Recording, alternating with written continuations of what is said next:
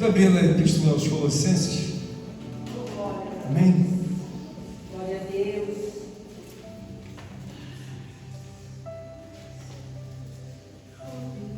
Colossenses capítulo 1, verso 18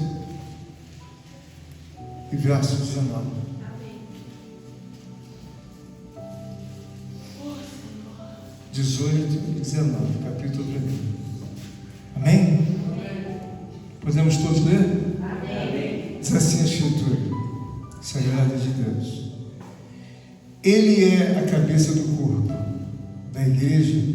Ele é o princípio, primogênito de entre os mortos, para em todas as coisas ter a primazia, porque aprove a Deus que nele residisse toda a plenitude. Amém? Pode sentar, irmãos.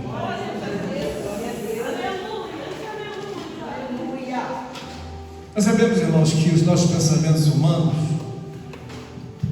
eles são pensamentos que precisam ser sempre forjados, fortalecidos, enrijecidos com o poder soberano de Deus. Haja visto que nós caminhamos, não por vista, porque aquele que caminha por vista, querendo ter todas as coisas, ele caminha em pecado.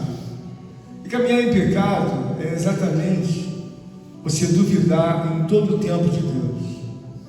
A palavra que Deus colocou no meu coração, de ontem para hoje, foi uma palavra assim que eu fiquei muito agradecido a Deus, porque a coisa que mais me alegra não é tão somente ter a salvação em Cristo, mas principalmente fazer alguma coisa que eu esteja entendendo aquela coisa.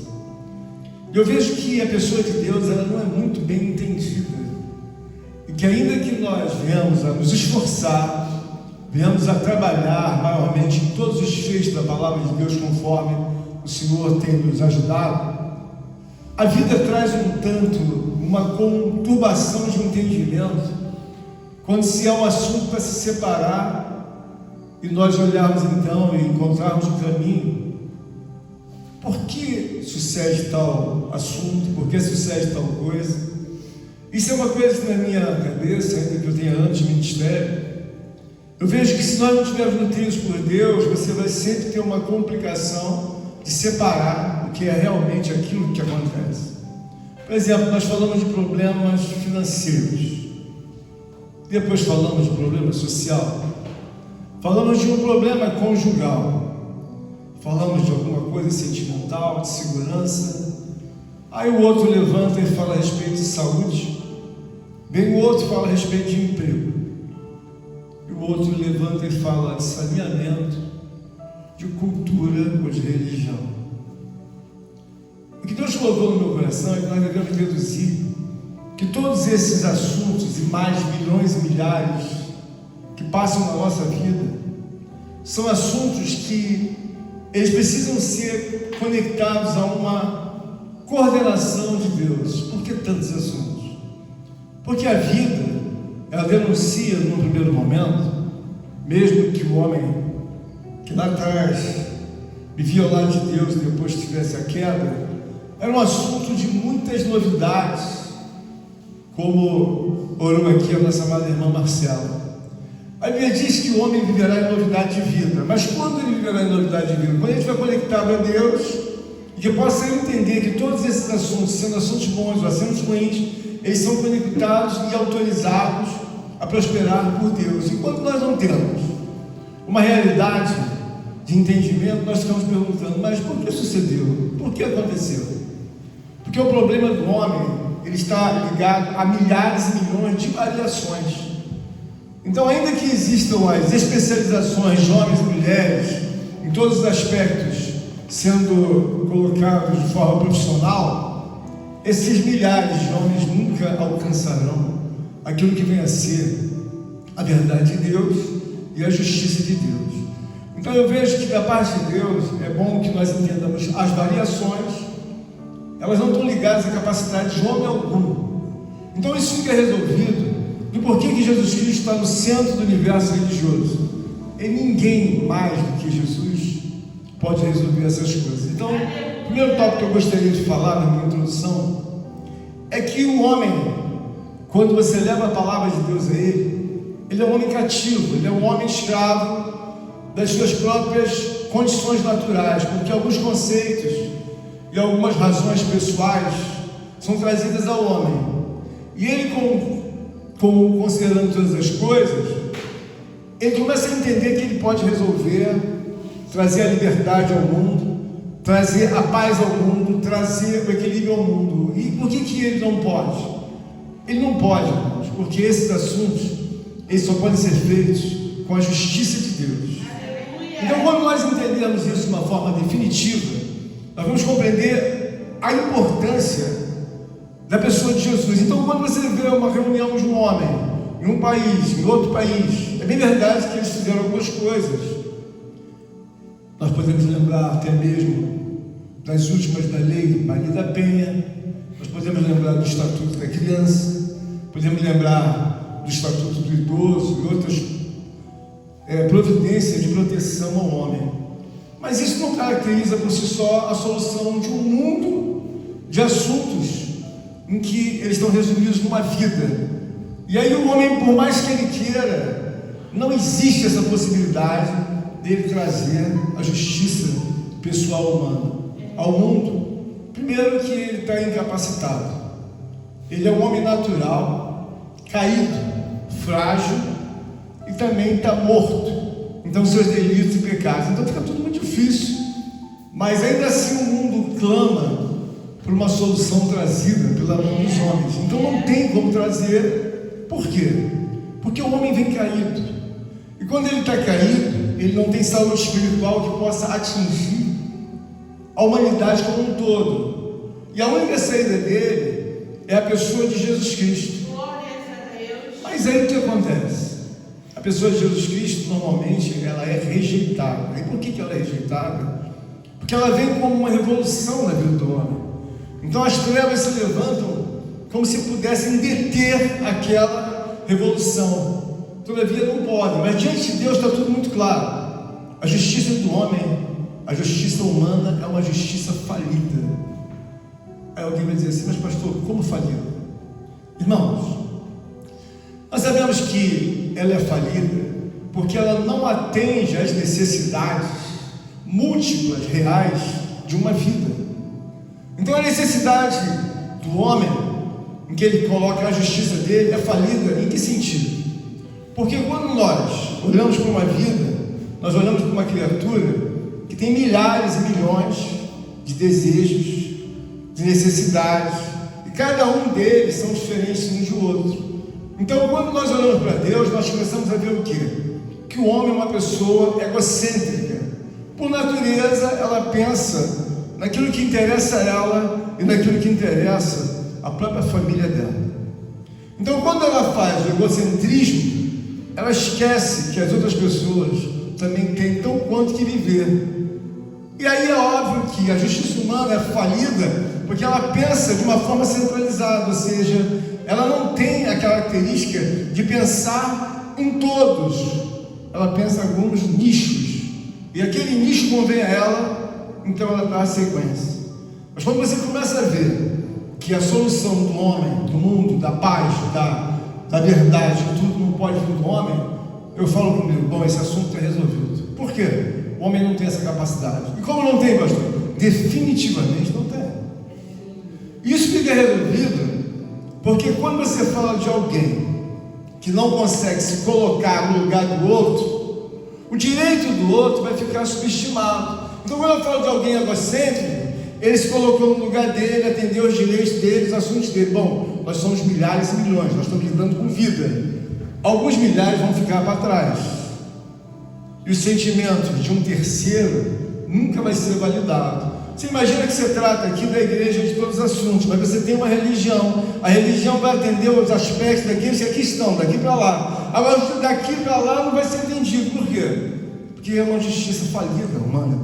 Mas quando nós começamos a colocar nosso entendimento diante de Deus, você começa a ver que o egocêntrico, ele é uma pessoa que suas ideias e pensamentos, eles controlam legitimamente aquilo que lhes é interessante. Então ele diz, olha, vamos fazer assim, assado. Tá, e aí, o que você controla? Eu controlo tudo e a todos. Então o meu egocentrismo, a minha justiça falida vai prosperar aqui. E os demais? Os demais ficam naquela lei em que os homens falam para os amigos tudo e para os homens que não são amigos, a lei. Então, quando você olha para a justiça de Deus, o que fica caracterizado que você aprende com Deus quando você sai da sua casa? Um assunto está resolvido, irmão, tá certo? Qual é o assunto, pastor? O homem não tem capacidade de produzir justiça, de forma que ele atenda a todos os povos, de forma que ele atenda a todas as nações, de forma que ele atenda a todas as famílias. Mas alguns assuntos, é bem verdade, que eles colocaram uma organização providenciada por Deus. Então nós vemos que o estilo de vida em que Jesus Cristo chega para impactar o mundo, ele é um estilo de vida bem claro. E quando aqueles que não estão dentro daquele estilo de vida, eles são proclamados até mesmo como pessoas que são intrusas ao meio de Deus. Então, por exemplo, vamos abrir aqui no Lucas 11:13, 11:39.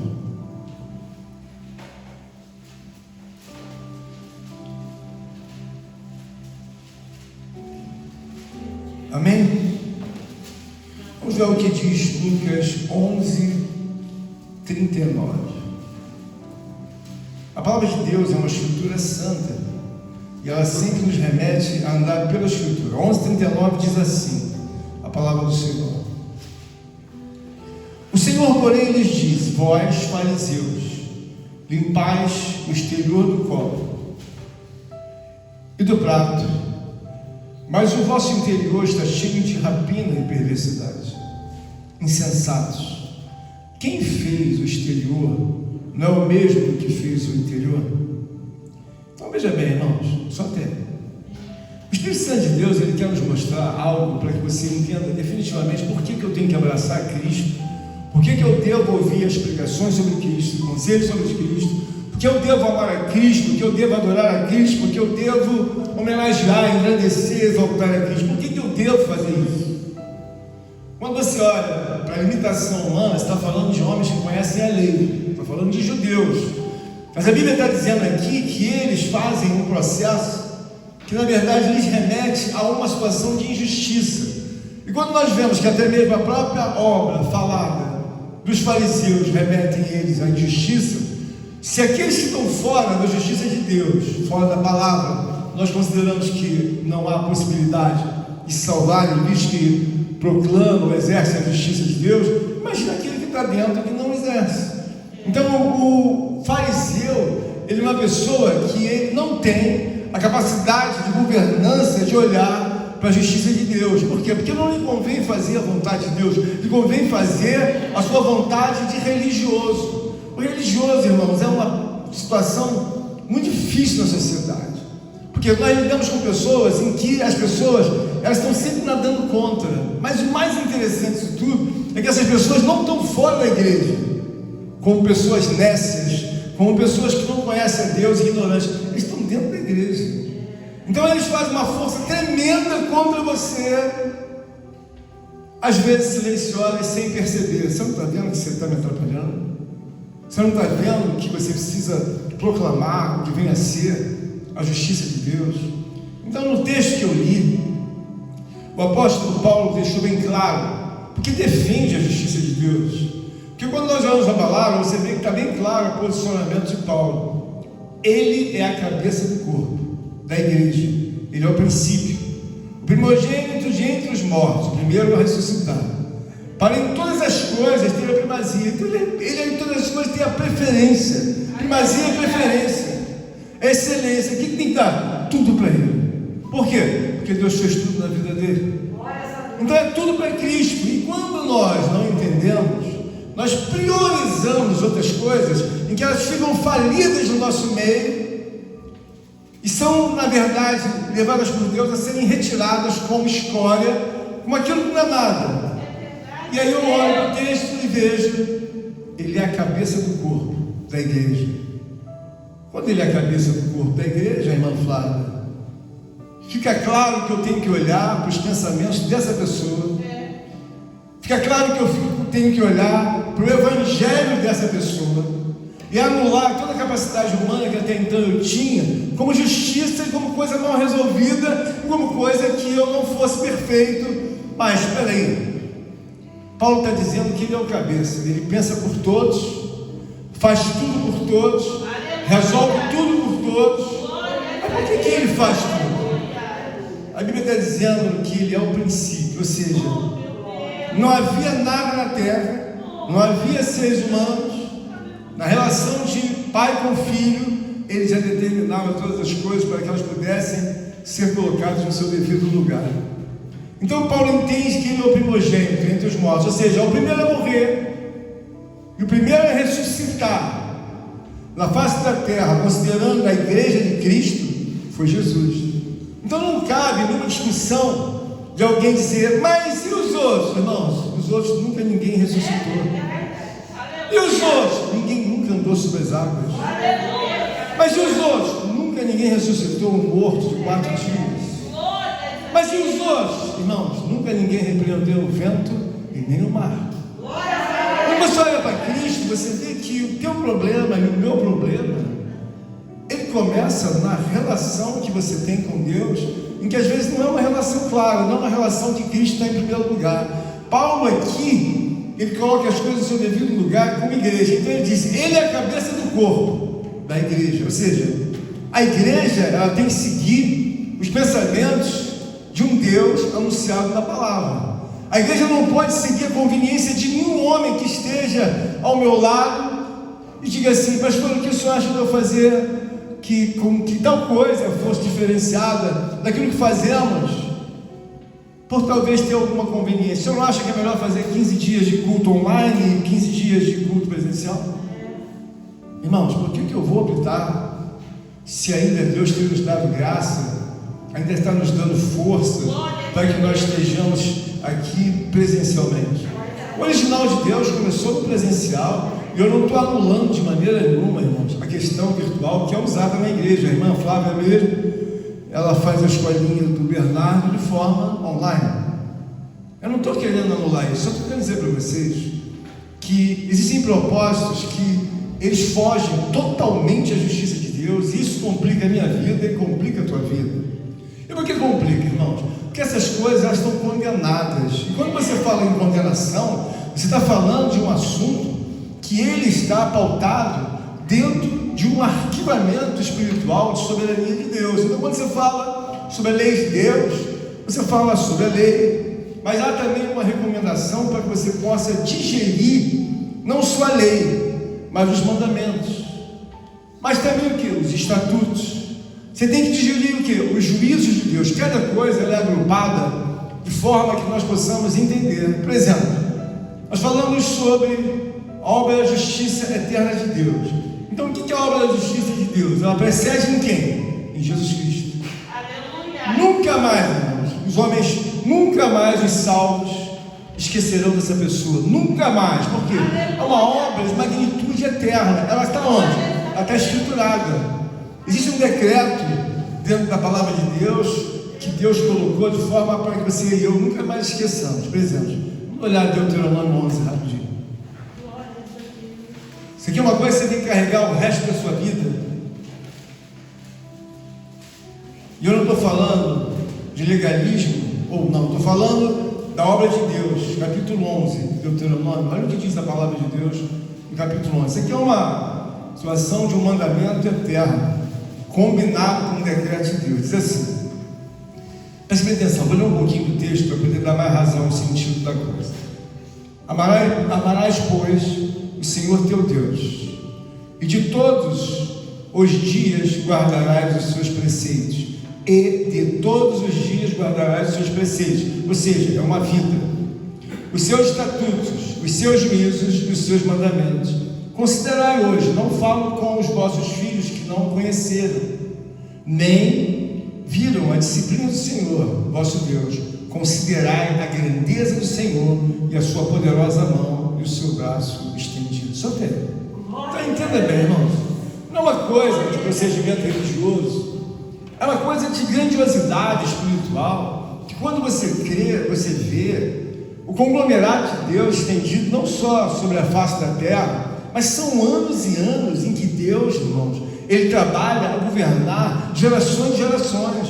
Não é uma meia dúzia de pessoas, 10, 20, Ele governa, de forma que nós possamos estar com entendimento que desde os dias mais remotos, ainda que não houvesse uma igreja já naturalmente em Cristo, mas já havia já a intenção de Deus de separar homens para a justiça de Deus. O que eu quero que fique centralizado para vocês, para todos nós, é que quando você fala de Cristo, você está falando de justiça em que não cabe nenhum substituto, não cabe nenhuma resolução, não cabe nenhum agravo, que você diga aqui, mas eu posso mudar isso aqui? Não, não pode mudar. Por que você não pode mudar? O texto diz bem claro, Ele é a cabeça do corpo da igreja. Ele é o princípio, o primeiro de entre os mortos, ou seja, morreu e ressuscitou, para em todas as coisas ter a primazia. Então ele tem o primeiro lugar, irmão Eduardo.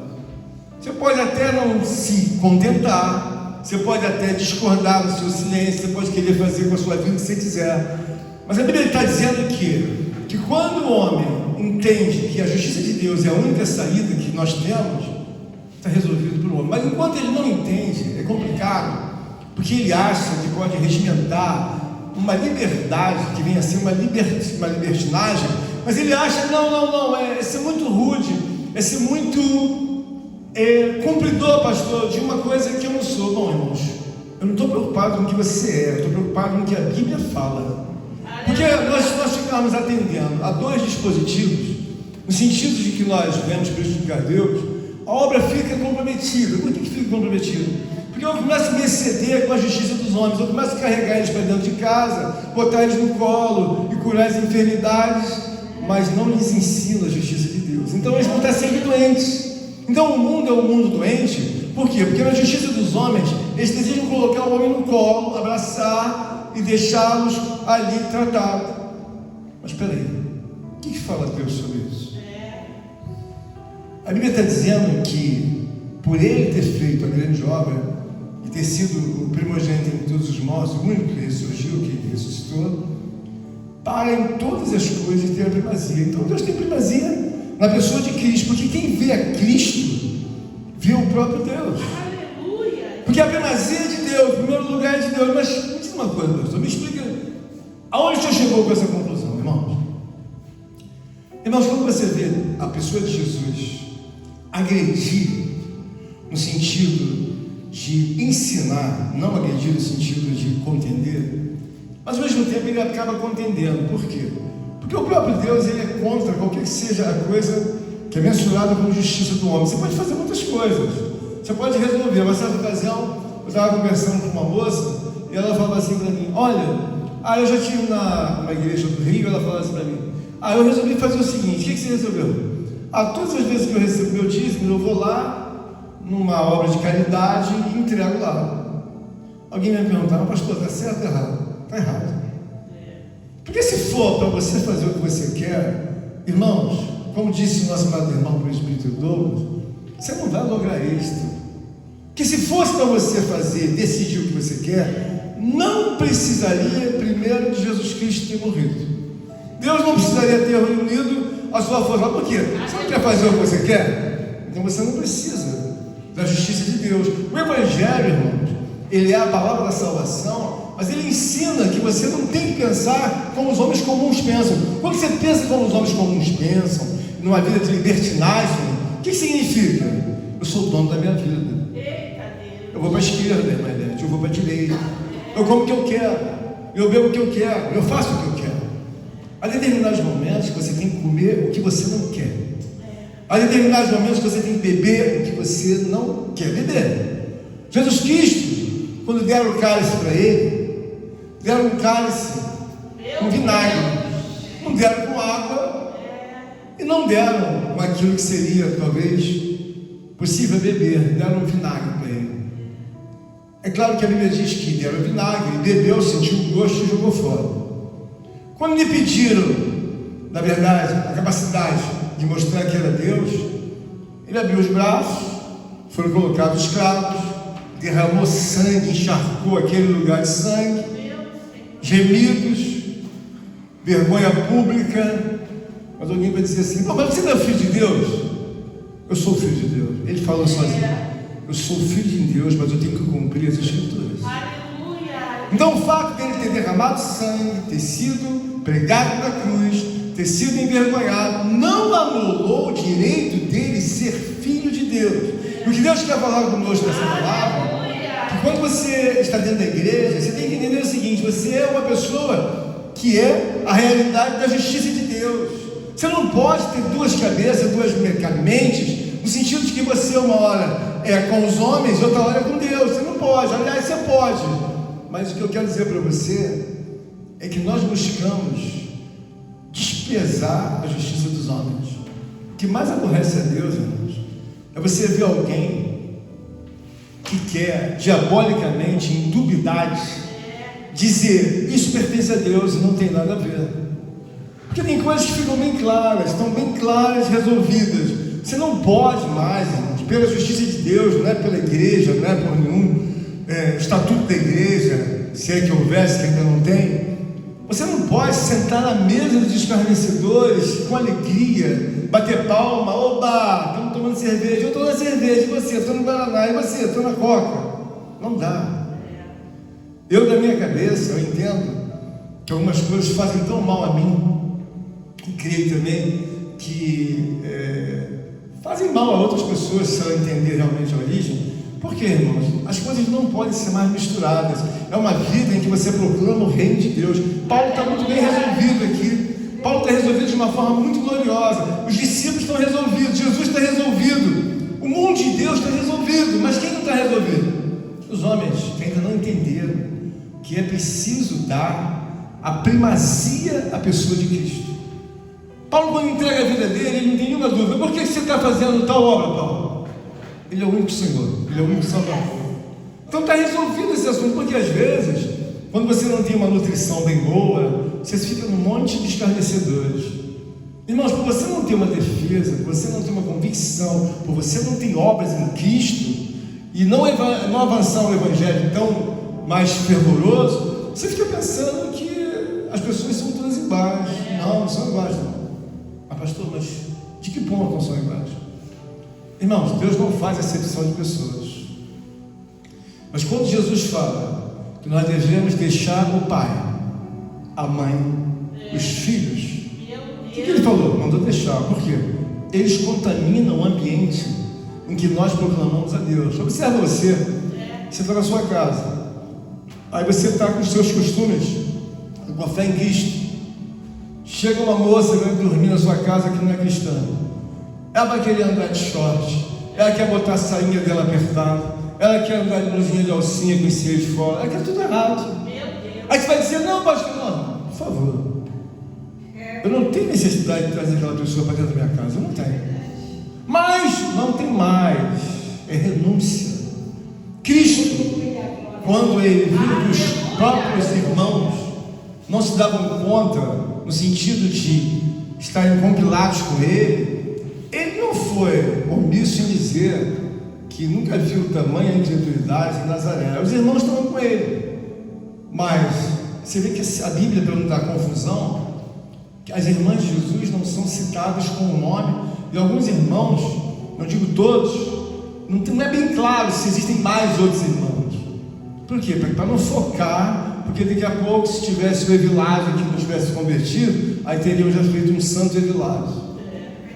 Não tivesse talvez um Jeremias que não tivesse de uma forma ali mais clara. Não, tem o Jeremias, não tem esse. Nós temos Tiago, nós temos Judas, nós temos, esses são os nomes dos filhos de Deus.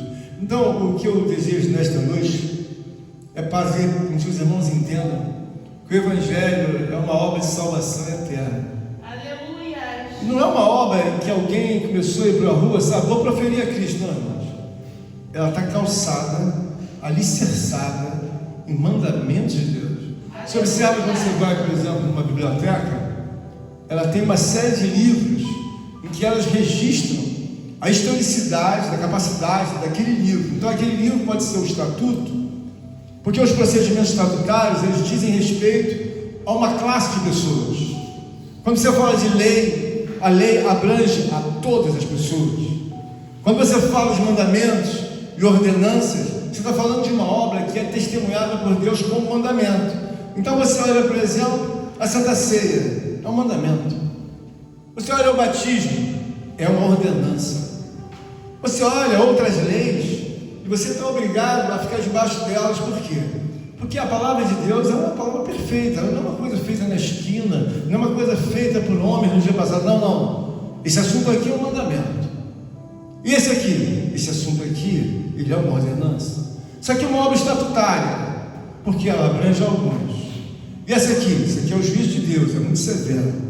E essa obra aqui que tem Pedro, essa aqui é a voz de Deus falada aos ouvidos de Pedro, de João e de Tiago.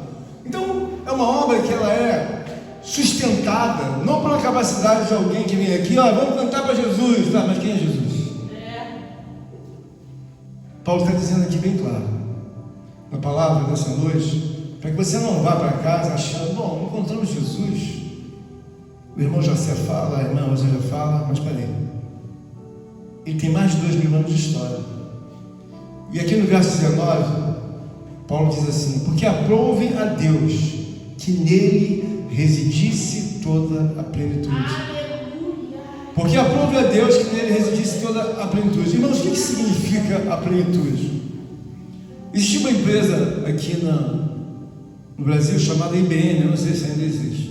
Era o sonho de todo homem que quisesse trabalhar numa multinacional, ele queria trabalhar na IBM.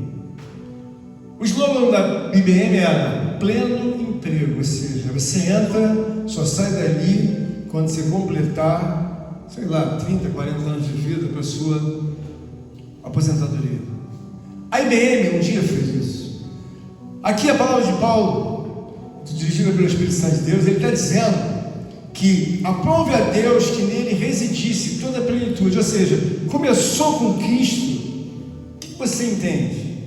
É a pessoa que eu tenho que ter o melhor relacionamento da minha vida. É a pessoa que ela vai me substanciar a ser uma mulher que eu não sou. Por quê? Existem coisas silenciosas entre nós, irmãos, e que elas vão perdurar, como disse o nosso presbítero Douglas. Elas não vão ser curadas. Porque às vezes uma pessoa, ela não entendeu que ela tem que dar a devida homenagem de obediência a essa pessoa naturalmente. Porque essa pessoa, quando você começa a homenagear, começa a entender, começa a reverenciar, você vê que há uma reciprocidade da resposta do próprio Deus para a tua vida. Você começa a andar com Deus, alguém diz para você: não precisa de tudo não, olha em pé que tá bom, olha de joelho, vai olhando no carro. Mas peraí, essa pessoa tem toda a primazia, você está querendo dizer para mim que eu tenho que orar em pé, no carro, o que é isso? Ele não deixou uma ordem? Certa ocasião o presbítero não pregou sobre isso? Entra, abre a porta do teu quarto, fecha e busca ele. Então o que tem? Isso é uma orientação da parte de Deus, não é para que toda hora está fazendo o que aí na esquina? Estou orando aqui em pé. Você pode até ter espírito, né? Mas é umas coisas coloquialmente erradas. Você vai para o trabalho, está no carro, está em espírito de oração, é lindo. Mas quando nós olharmos para isso, tem que ser feito um pouco mais do que isso. Porque quando Paulo está dizendo aqui, porque aprove a Deus que nele residisse, ou seja, tudo que você imaginar que você não tem e eu não tenho, mora nessa pessoa, tudo. Pastor, eu tenho medo de andar no escuro no banheiro, eu tenho medo de levantar de noite escuro. Tem gente que tem medo, eu levanto no escuro, ando na casa, vou à frente, qualquer barulho que tem na casa eu ouço. Não é que eu seja super-homem, é porque Deus colocou esse implante. Mas tem gente, se fizer assim na porta, epa, quem que é? Ela faz uma coisa não que tivesse confortável. Quem que é? Principalmente se for 10 horas da noite, 11 horas. Aí que ela fica pior mesmo. Em casa tem um negócio que a luz fica acesa, e às vezes passa aqueles rapazes da rua que são drogados, sei lá, querendo alguma coisa. Eles têm a capacidade de apertar a campainha. Quando eu olho, eu já sei que são eles, são perdidos. Mas não me assuste nada, porque eu sei que são homens sem Deus. O que Deus quer mostrar nessa palavra é que quando isso fica claro para você, por que Paulo está dizendo que tudo reside nele? Irmãos, você imagina bem. Eu estou pregando aqui para vocês, não estou de maneira nenhuma querendo me elevar. Deus sabe do meu coração. Nós estávamos hoje de manhã em Bauru. E eu levantei, eram 7 horas da manhã, e a Rosângela olhou para mim assim. A Rosângela não tem dia de igreja, ela quer saber se já fez a palavra, se Deus já falou, se não falou. que eu vou fazer, mas começa muito cedo mesmo. Eu falei para ela assim, não, graças a Deus, Deus já me revelou a palavra. Então, quer dizer, nós saímos de um lugar, viemos para outro, e eu vim meditando na palavra, no sentido de que existem coisas que precisam estar resolvidas no teu coração, porque se você não resolver, o que acontece, irmãos? O que acontece é que quando você vai pregando bênção e vitória, é claro que Deus abençoa a pessoa. A Bíblia diz que se vós sendo mal sabeis dar coisas boas aos vossos filhos, quanto mais vosso Pai Celestial que está no céu. Irmãos, Deus é uma pessoa boa, mas não estou falando de boa no sentido romântico da palavra, no sentido que quer ser crente. Não é isso. É questão que Deus é bom. Aleluia! Deus é bom, mas é bom, uma pessoa boníssima, uma pessoa que compartilha o que Ele tem com você, uma pessoa que te tira das aflições, das angústias, uma pessoa que cura a tua enfermidade, uma pessoa que te transporta de um lugar para o outro. Ele é bom, mas é bom mesmo. Mas alguém vai dizer assim, mas pastor, então por que nós temos tantos problemas? Irmãos, entenda bem, Paulo está resolvido. Os discípulos, no que diz respeito a um sentido majoritário, estavam resolvidos. Mas quando nós não nos resolvemos, nós trazemos muitos problemas. Por quê? Porque a relação com essa pessoa que Paulo está falando aqui para os Colossenses, ela não é boa. Ou seja, ele tem a primazia. Hoje é quarta-feira, eu fiz os 400 quilômetros de carro, muita chuva, cachorro, mulher, filho, tudo dentro do carro. E chovendo, mas chovendo, chuva mesmo. E Deus nos trouxe até aqui. Você acha que porque eu estou cansadinho, avisa na igreja que eu não vou pregar hoje? De manhã já estava conectado, vou pregar segundo a vontade de Deus. A não ser que Deus não me permitisse chegar aqui. Mas o que eu quero dizer por isso? Eu não faço isso por nada porque eu seja bom. Não tem bondade, irmãos. Eu tenho submissão a Deus. Paulo está aqui convicto de que as obras, todas as coisas são para Ele. Eu sei que quando você começa a meditar no sentido de respeitar a Deus, irmão, sua vida vai voar. Naquele momento que você precisa que ela voe. Mas por que ela não voa em determinados momentos? A obra de Deus, irmãos, ela é perfeita. Nós precisamos até que digerir que existem inúmeras moléstias, inúmeras situações montanhosas, inúmeras situações complicadas. E elas vão me alcançar. A Bíblia diz que quando nós seguimos a Deus, as bênçãos do Senhor alcançam a nossa vida. Mas por que eles alcançam a nossa vida? Porque quando você olha para Cristo, você olha, por exemplo, para o rei Davi. Mas pastor, o rei Davi matou muita gente. Mas pastor, como é que ficou aquela situação que o rei Davi, com a sua própria, com a esposa dele, relativo a Urias, o soldado que era a esposa de Batseba? Como é que ficou aquele assunto? Quando você pega a palavra de Deus, você vê que a primazia que tem nessa pessoa, todos aqueles assuntos passados, em que o rei Davi teve, em que Saul teve, em que os homens da antiguidade tiveram, eles foram resolvidos em Cristo Jesus, no momento da crucificação.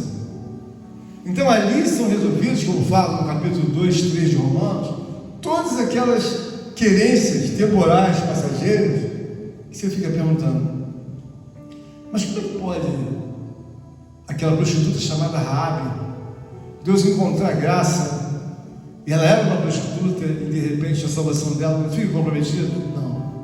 Por quê? Porque ela vivia na ignorância, e quando ela começou a ver os interesses de Deus com relação àqueles homens que ali estavam para trazer o acesso à nova terra, ela abriu o entendimento e disse, olha, eu vou lhe dar abrigo na minha casa. Então ela entrou em concordância com Deus. O que eu quero que você entenda é que às vezes você não está entendendo uma coisa básica. Tudo que Deus mandar na sua palavra, você tem que ter curvatura de sujeição. Por que eu digo isso? No seu trabalho, talvez se o patrão mandar bate o pé direito, você vai bater. A direito, vai bater. E o esquerdo, vai bater também. Você bate. O problema do homem na casa de Deus é que ele começa a querer legislar. Paulo entende que lançou a vida dele a uma renúncia. Ele entende que que essa pessoa é a pessoa que libertou os homens de todo o império do inferno. Não existe outro caminho para o diabo dizer, eu vou voltar para trás. Não existe, o diabo só anda para frente. Ele só volta para trás, irmãos, quando você está repleto da justiça de Deus, entende perfeitamente. Quando eu vejo um crente fazendo as coisas mais absurdas, eu falo no meu coração, isso não é um crente, isso é um louco. Por quê? Irmãos, tudo que a pessoa começa a desdenhar de Deus, começa a reivindicar uma corrupção como coisa que não é nada, é tremendamente duro. Por que eu falo isso? Eu fui um que fiz algumas coisas parecidas com essa. Eu fui um que algumas coisas eu tentei fazer e me lançando em discrepância aos irmãos. Por exemplo, a Santa Ceia do Senhor. Eu achava que eu podia tomar a Santa Ceia quando eu quisesse. E eu fazia mais e mais campanhas. Você sabe o que acontecia comigo? Cada vez mais eu estava pior. Se eu devia 100 mil, 200 mil, eu passei a dever 300, 400. Depois, me complicava mais. Quanto mais duplicado eu ia no banco, trocava. Quanto tem? Eu tinha 300 mil para receber. Quando eu recebia os 300 mil, ia lá, o gerente dava um desconto. Sérgio, 300 menos 8. Eu falei, tá bom. Destacava os 8%, acreditava na minha conta o valor. Outro mês, quando você tem de faturamento? Tem 450 mil. E aumentou. Por quê? Porque a sua capacidade de confiança e crédito diminuiu. Então tem que descontar 16%. Eu precisava, então desconto. O que eu quero dizer para você é o seguinte: essa palavra aqui não é uma palavra em que você possa mexer nela e dizer, eu quero fazer assim, eu quero fazer isso. Enquanto eu não tive o entendimento, discernimento de que o mundo espiritual de Deus é muito mais controlado do que você possa imaginar, irmãos, é muito grande para a pessoa. Por quê? Porque a pessoa está em casa, o que você vai fazer? Eu vou atender os meus caprichos. Legal, mas onde está Cristo? Cristo mais tarde. Vai para a igreja hoje? Não sei, Senhor. Já leu a palavra hoje? Que ler a palavra? Estou cheio de coisa, estou cheio de trabalho para ler a palavra.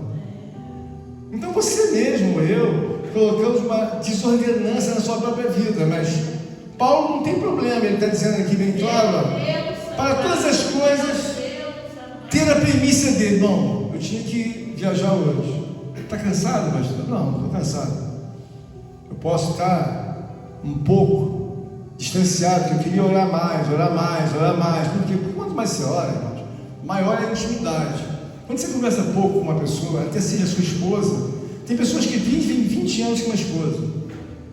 É o pior relacionamento possível, uma esposa ou marido. Por quê? Porque não há conversação, não há intimidade. Então, às vezes, até mesmo dentro de algumas situações, o homem vive uma vida e de repente acontece alguma coisa com ele ou com ela, ele vai lembrar aquela vida. Quantos anos você ficou casado com aquela moça? Então, fiquei 20 anos. Você era feliz com aquela moça? Olha, eu vou dizer para você uma coisa, eu vivia com aquela moça, mas não era tão feliz não. Por quê?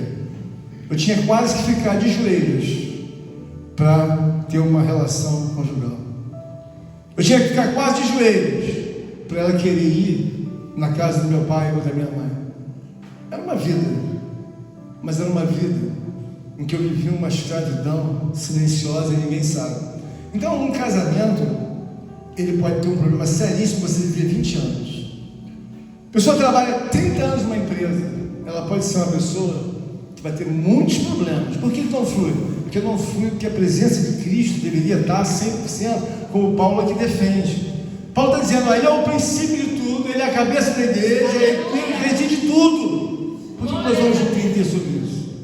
Vamos homenagear essa pessoa. Vamos alcançar da parte de Deus a misericórdia, dobrar os nossos joelhos. Vamos ser pessoas melhores. Por quê? Agredir uma pessoa como essa, que não quer saber a ira de Deus que vai ser na tua vida.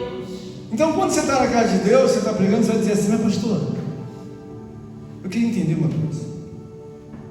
Por que algumas igrejas são 300 pessoas, 400, e a nossa é menos? Irmãos, um discípulo bem feito, Ele consegue discipular 1 milhão de pessoas. Mas uma pessoa, uma igreja de 1 milhão de pessoas, nem sempre consegue evangelizar nem 10, quanto menos 5 ainda. Por quê? Porque eles vêm de um processo de injustiça. Eles vêm de um processo em que a justiça é mesclada. Então aquela justiça é mesclada, Deus vai receber aquele louvor. Você bota uma moça para cantar o louvor, ela começa a cantar, pula para cá, lê a bola lá em cima para cá. A sainha dela curtinha, sobe e desce, ela faz assim. Aqui está tudo descoberto, aí os homens já não têm muita santidade. Opa, vou chegar cedo para ver o culto.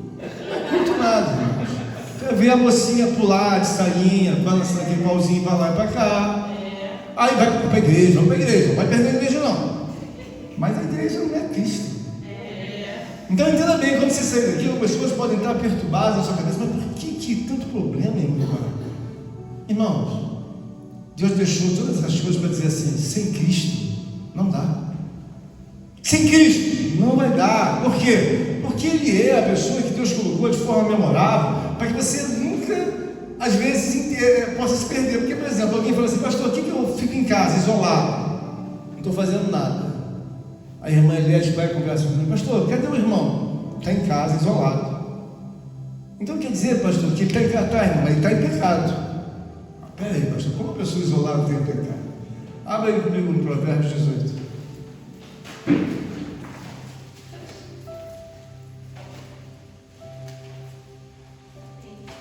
Já achou?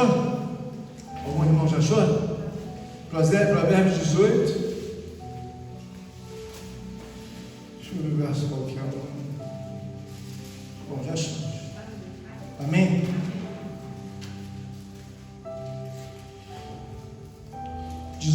Verso 1. Olha o que diz a palavra do Senhor. Você vê que até em casa está pecando. O solitário busca o seu próprio interesse e insurge-se contra a verdadeira sabedoria. Meu Deus. Até dentro de casa, você sem fazer nada, você está pegando, você está pecando. Por quê? Você está buscando o seu interesse. E se a justiça de Deus é um compêndio bíblico que alcança todos os interesses no aspecto geral, é bem que necessário que todos nós possamos entender isso. Eu estou aqui, eu sei que às vezes eu posso deixar o presbítero Douglas em parte na mão, como posso deixar o José, como posso deixar o Jonathan, o Lucas, alguns, o Leandro. Eu não sou perfeito, mas uma coisa tem que ficar centralizada em todos os nossos corações: qual a justiça que tem que haver entre nós? A justiça de Deus. Porque o fato de você ficar parado, Deus está falando: por que está parado aí? Está em pecado. Por quê? Porque deve estar fazendo alguma coisa. Os palmas louvam e agradecem.